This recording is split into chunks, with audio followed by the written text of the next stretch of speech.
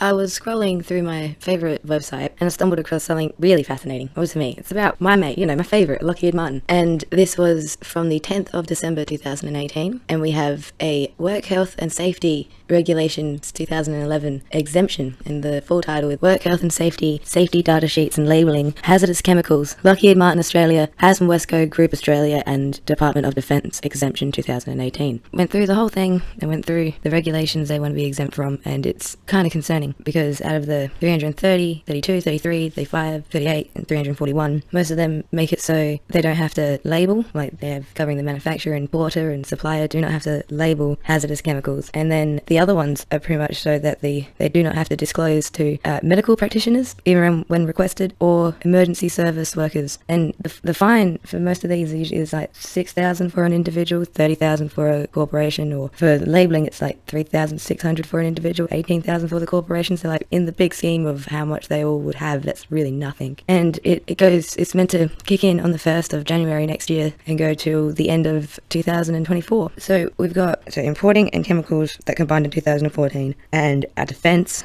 quotations, defence force, and one of the world's #1 bomb makers don't have to tell anyone or label the chemicals they're using. Yeah, that doesn't seem like it could go wrong at all. That seems completely above board and legit, and they're gonna do really good things. 100% I can tell. What do you mean? And from just looking at the little basic picture warning labels for hazardous chemicals that they don't want to have to use, it shows you that there's things that are corrosive and toxic and explosive and flammable, and it even warns about things that are hazardous to the environment and the atmosphere and your health, and how they are exempt from having to disclose any information or the name of the chemicals to emergency service workers and medical practitioners. Why? What do you mean? That's suspicious as fuck. But yeah, I'm gonna keep an eye out for what's going on here. Have a nice day.